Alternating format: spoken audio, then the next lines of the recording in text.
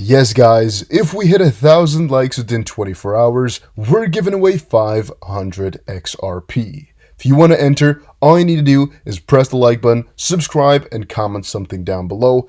And also, guys, make sure you follow my second channel called 5 Minute Crypto, and also follow my finance channel called The Business Realm. Check it out. Links are in the description below. I'm going to be posting a lot of content on there soon, and I just want to get it to a point where it's getting 200 views or maybe like 500 regularly, especially on the finance channel, because the videos I post on there, they take so much effort that I just want some people to appreciate the work. Even if you only get 20 likes, that's going to be enough. But for 6 likes, yeah, no, that's a little bit too little. So go follow it, go check it out. Now, Ripple partner NBF, Visa, and UAE telecom giant launch unique SME platform in the UAE. Another organization that uses Ripple's tech is expanding, this time in the UAE via partnering with another fintech monster, Visa, and Etisalat telecom giant. Now, really, I would say that this is something that's just like nice for knowing in the back of your head, because according to a media report, the National Bank of Fujairah, NBF, which partnered with DLT company Ripple earlier this year at the start of the global situation, has released a community for SME that will serve as an exclusive banking platform. The reason it's cool to know is because it's like mutual connections that are being set right now. The reason it's not that relevant, not that important, possibly, is because it doesn't really do too much for you straight off the bat. Like, it doesn't increase the XRP price, it doesn't do anything like that. But in my opinion, fundamentals and partnerships at the core are important, but some would like to argue, and I can understand that. Ascent giant Fidelity analyzes model that forecasts Bitcoin rise to $1 million. I would say there's a lot of people who expect Bitcoin to reach $1 million in the future. I'm one of those guys who expect Bitcoin to really hit at least 100,000, hopefully also a million. But I'm also one of the guys who thinks Bitcoin is not a forever type of crypto because it's actually not that useful or practical to a certain degree. Now, the reason I would say Bitcoin is going to stay is because it's the number one. Right, and we know there's a lot of people who predict it to be good, and we also know it's the coin with the most amount of institutional interest. Here we're seeing a little bit of a interesting one. Backed institutional investors are buying the Bitcoin dips at record level. As eagerly awaited Fed Chairman Jerome Powell's speech, Bitcoin takes a hit just like gold, but ICE-backed, wow, that's an interesting statement, investors took this opportunity to get more Bitcoin. So yes, guys, the situation is as follows, right? Every time crypto goes down, there are these big players in the game who are just buying it all up. They're just scurping it all up like it's nothing because they know what eventually is going to be the future for all of this, right? They understand that it's all looking pretty damn juicy. And even though there's like hurricanes and statements like from the Fed Chair Powell that could impact equities and in turn also crypto, there will always be people who are buying into it heavily. Why? Because they know the future. Even though it might be short-term future, they know about it. And what I have to say about that one is, like, even though I don't possibly or necessarily expect Bitcoin to last 15 years, there's a good chance it's going to last another 8. Same for a lot of companies out there right now. A lot of them are really obsolete, right? A lot of companies right now aren't as good as they should be. For example, Swift, theoretically speaking, it could have been replaced 15 years ago. Because, I mean, it's a couple of decade-old system, which there was better technology at a couple of points, and they just didn't go for it, right? Because it's a trusted system already. Same thing can kind of apply with Bitcoin, where it's not the best. It might not even be good in comparison to the rest. It's not really useful. It's nothing like that. It's just been there for a long while. And in this case, it's also the first, to make everything popular and all of that. It's also the most, like, regulated out of them all, if you think about it, because it's really like it's the main coin, right? The rest are altcoins, alternative coins to Bitcoin, because Bitcoin is the real crypto, a lot of people believe. Yeah, that's why I'm like, yeah, maybe. However, I put more faith in a coin like XRP becoming here or staying here for the next 15 years. Like, in longevity terms, I would say XRP for me really takes the crown. But if we're talking about whether or not it's possible for Bitcoin to go on, well, in my opinion, it shouldn't, but the chance of it doing that is pretty damn high. So that's also why a lot of these articles, they actually do make a lot of sense still. Now, talking about this speech, Fed Chair Powell's Jackson Hole speech could hint at US dollar's future. A speech by Federal Reserve Chair Jerome Powell, scheduled for Thursday, offers a reminder of just how dramatically once slow-moving monetary forces have accelerated due to devastating economic toll of the da-da-da-da-da. You guys know what it is. Just don't want to pronounce it because I don't think YouTube likes it too much. Now, funny though, like we're talking here about dramatically once slow-moving monetary forces. There's actually one fun thing you guys need to trill about or think about. Trill because I saw 22 trillion in the article. One thing you guys need to think about, and that's we all know money moves slowly, right? But then, funny enough, when they're printing money, all goes fast. Everything goes pretty damn fast. We're trying to print money. The talks about how much they're going to be printing, that's not fast, but the printing itself goes rather quickly. It all like gets put into motion really, really fast. And the fun part and the interesting part about that is there are a lot of things of which they can remove the friction easily. If the US wants to set a new standard with, for example, Ripple and XRP, they could. It's just they don't want to because they want to have control over a lot of things, right? And they're thinking about how much control they should be given out and exactly what is the best and what the consequences are going to be in the long term. But they can arrange it right now in a very short amount of time if they really want to. And the more, I guess, we're going on with time here, the more and more it's looking like they are planning on coming up with some quicker announcements. And by the way, I'm saying here quick and instantly. It does not mean there's not been years of talks already, right? Because we know from the previous video I showed you guys that Ripple and the government have been talking for years about a regulatory framework for crypto, fintech, all of that.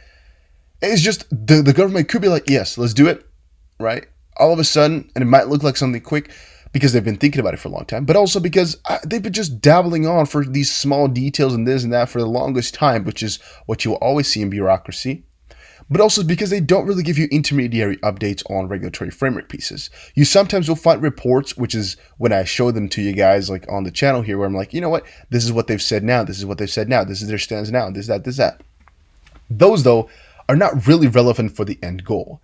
Because if you think about it, every intermediary stop might be showing progress, but it could also be inverse progress, where it's like, well, they did something right now, okay, nice.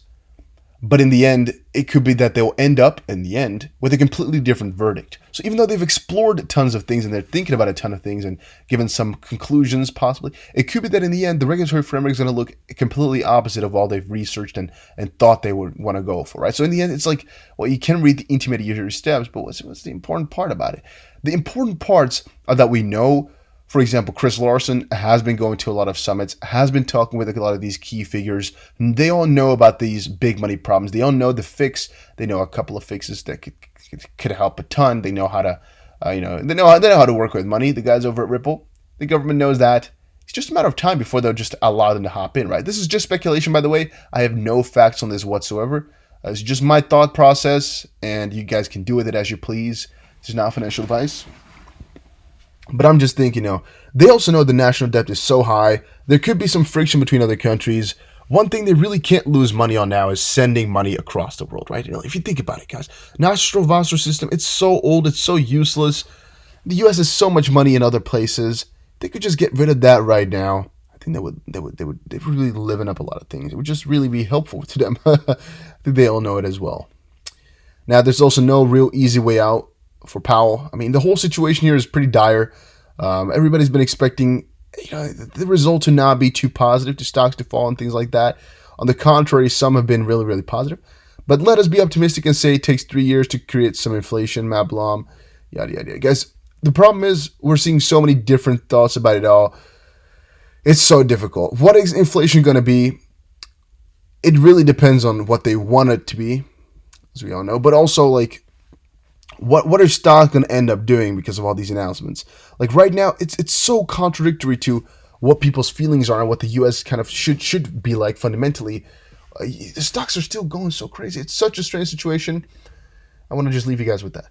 The IMF published a cryptocurrency explanation video, and crypto Twitter has not been pleased. IMF recently released a new video giving a basic explanation of crypto and how it could be the future of crypto, or currency, by the way. Crypto Twitter users were not pleased with their perceived lack of effort, and it's just IMF, I don't think they really care about crypto that much. It kind of looks like it from the video. They didn't actually link it or anything like that. I haven't I haven't gotten any official link here. I don't know how to get it.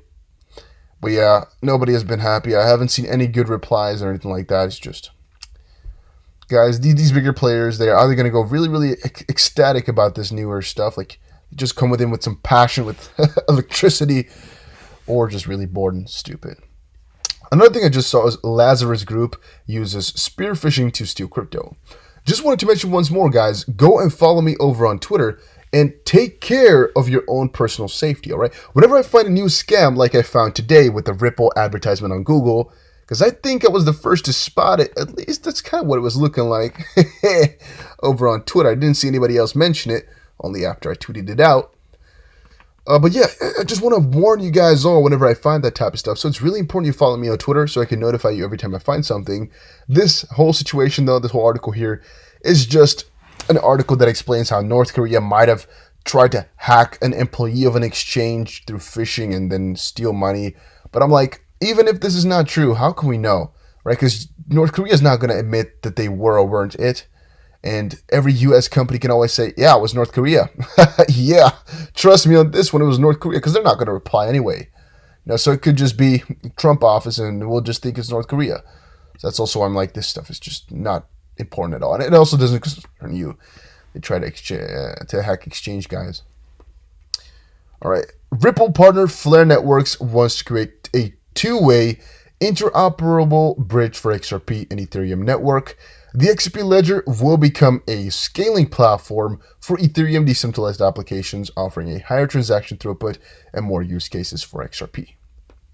Now, I would say that it's a pretty big debacle, whatever, between Ethereum fanboys and XRP fanboys right now.